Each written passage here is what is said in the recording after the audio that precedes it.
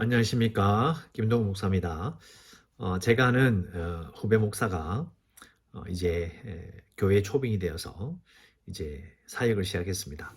뭐 크지 않은 교회이긴 한데 그래도 일단 교인들이 신앙생활을 오래 한 분들이고, 그래서 아예 개척해서 완전히 아무것도 모르는 초신자들을 데리고 시작하는 것보다는 그래도 괜찮지 않을까라고 생각을 했는데요. 최근에 이제 또 생각지 못한 문제가 또 생겼다고 합니다. 나이가 상당히 많으신 권사님 한 분이 그 목사에게 이렇게 말한 거죠. 목사님은 영권이 없어 라고 말하는 거예요. 그래서 이제 그 목사님이 영권이 없다는 말이 무슨 말일까? 아무리 생각해도 저보다 뭐 나이가 좀 어리긴 하지만 그래도 지금 시대에 사는 사람들에게 영권이라는 말을 잘 쓰지 않거든요. 사실 성경에도 영권이라는 말이 나오지는 않습니다. 권세라는 말을 이렇게 영적인 권세로 보고 그냥 영권이라는 말을 하긴 해요. 성경에는 없어요. 근데 그냥 권세로 나옵니다. 사실 사탄도 눈에 보이지 않는 존재이긴 한데 뭐 사탄의 권세로부터 이런 말을 쓰죠. 그 권세란 말은 이제 눈에 보이지 않는 그런 권세를 말하는 것이 아니라 이 현실에 직접적으로 영향을 미치는 그 힘을 말하는 거예요. 권력이란 말에 훨씬 가깝습니다. 그런데 그 목사에게 뭐 영권이 없다. 그 목사님은 이제 이해가 안 되는 거예요.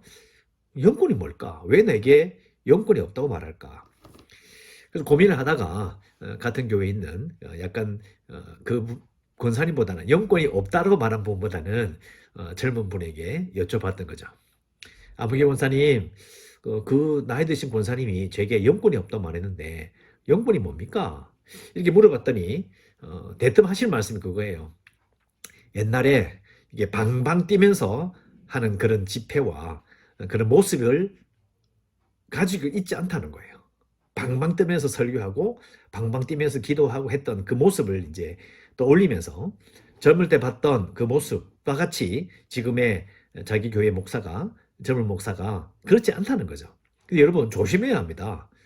방방 뜬다는 모습을 가만 생각해 보면 여러분 옛날에 무당이 방방 뛰면서 칼날 위에서 짝두 위에서 뛰어다니는 그 모습, 그러니까 그걸 보고 자란 분들이 그런 모습을 보이면 뭔가 영적인 힘이 있다라고 생각이 되는 거예요. 여러분, 영적인 힘이 있다는 것 자체만 집중하면 문제가 됩니다. 왜냐하면 구약에 보면 이스라엘 백성들이요, 이 귀신들이나 아니면 이 뭐 바알이나 이런 신들의 힘을 두려워했습니다. 근데 그 엘리야와 엘리사 시대에 보였던 바알 선지자들의 모습을 잘 생각해 보면 정말 영권이 있어 보였거든요. 수백 명이 몸에 상처를 내면서 자기 신의 힘 이름을 부르며 집회를 했습니다. 네, 그런 모습이 영권이 있어 보이고 영적인 뭔가 일을 하는 것처럼 보인다는 것은 그만큼 정말 하나님의 권세가 뭔지, 말씀의 권세가 뭔지를 잘 모르시는 겁니다. 그러니까 어릴 때 봤던 그 무당의 모습이 목사님들이 또 그 당시의 사람들이 더 그 시대에 살았으니까 또 그 비슷한 행동을 한 거예요.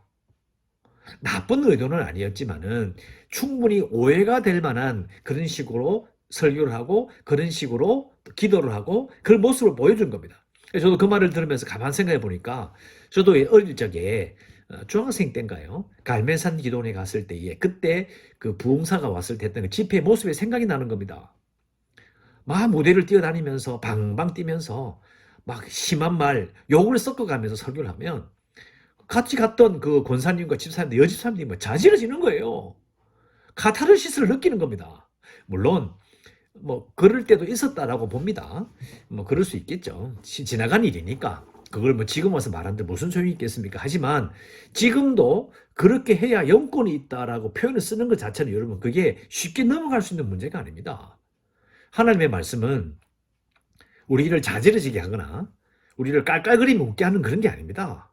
하나님의 말씀은 엄중하고 무거운 것이며 우리로 하여금 두려워하게 하시며 그 말씀을 깨우치는 자에게 은혜를 주시는, 우리가 절대 무시할 수 없는 말씀이에요. 그런데 여러분 기억하십시오.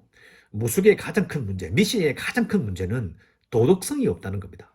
다른 사람을 생각지 않아요. 내가 치성을 들여서 잘 되면 그게 최고입니다.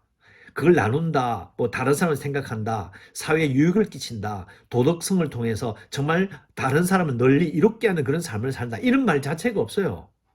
다 개인주의입니다. 그러니까 나만 잘 되면 되는 겁니다. 중요한 건 바로 그 포인트예요. 하나님을 사랑하고 내 이웃을 내 몸과 같이 사랑하라는 그 말이 빠지는 겁니다. 저는 목사로서 참 이런 나이 드신 분들이 영권 이야기를 하고 뭔가 영바를 이야기할 때 참 당황스러울 때가 너무 많습니다.